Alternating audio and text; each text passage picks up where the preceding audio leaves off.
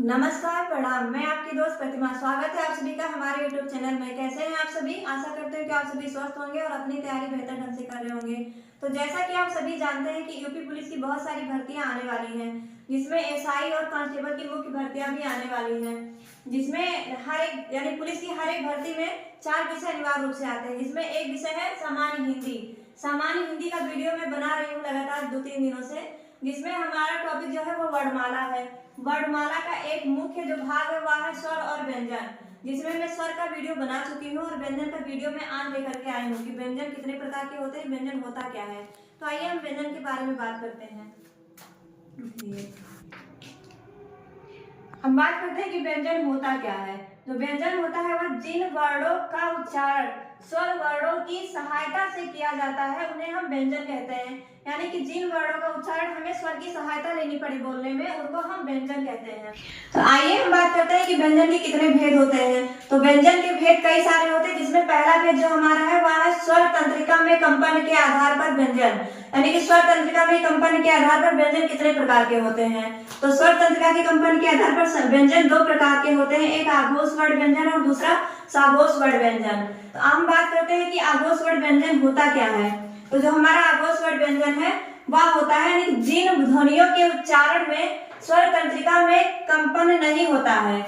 इसमें प्रत्येक वर्ग का पहला एवं दूसरा वर्ण आता है और तीनों सा आते हैं। यानी कि प्रत्येक वर्ग का पहला और दूसरा अक्षर, जैसे कि का और खा ये हो गया कंठ का वर्ग का, चा और छा ये हो गया हमारा चा वर्ग का, टा और ठा ये हमारा हो गया टा वर्ग का, ता और था ये हमारा हो गया ता वर्ग का, वही पा और खा हमारा हो गया पा वर्ग का। यानी कि हर वर्ग के 2-2 वर्ण लिए जाते हैं आगे के, पहला या दूसरा, और तीनों सा हमारे आते हैं। ये तीनों सा होते हैं, ये भी हमारे किसमें आते हैं, आघोष वर्ण में। आइए हम बात करते हैं कि साघोष वर्ण क्या होता है। तो साघोष वर्ण जो होता है जिन ध्वनियों के उच्चारण में स्वर तंत्रिका में कंपन होता है।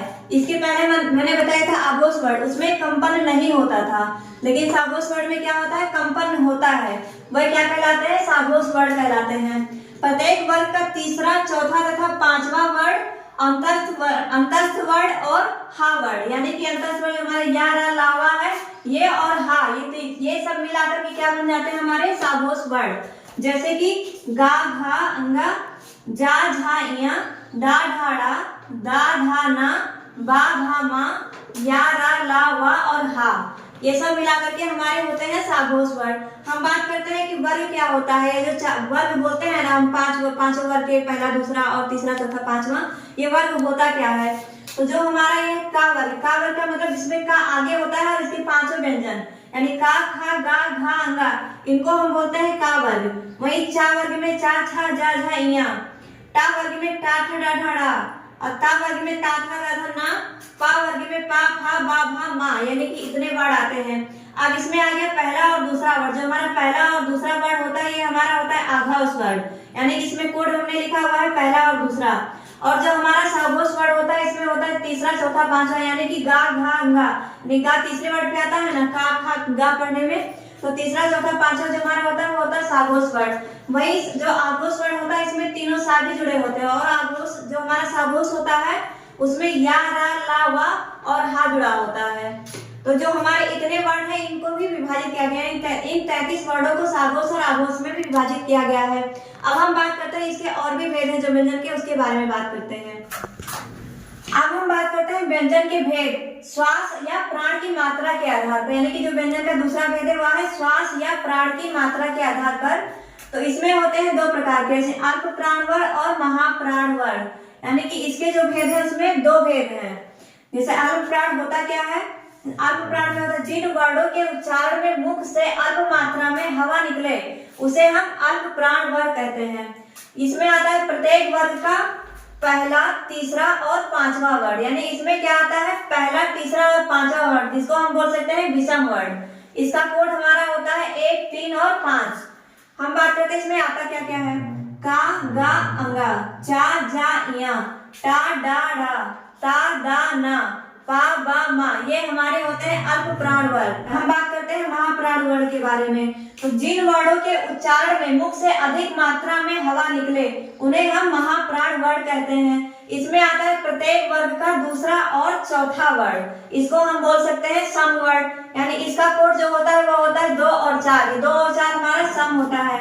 तो इसमें आते हैं खा और घा, छा और झा, टा और ढा, था और धा, फा और भा, यानी कि ये हमारे क्या होते हैं महाप्राण वर्ण। तो व्यंजन का हमारा जो अन्य भेद है वह है उच्चारण प्रयत्न के आधार पर, यानी उच्चारण प्रयत्न के आधार पर व्यंजन के भेद कितने होते हैं।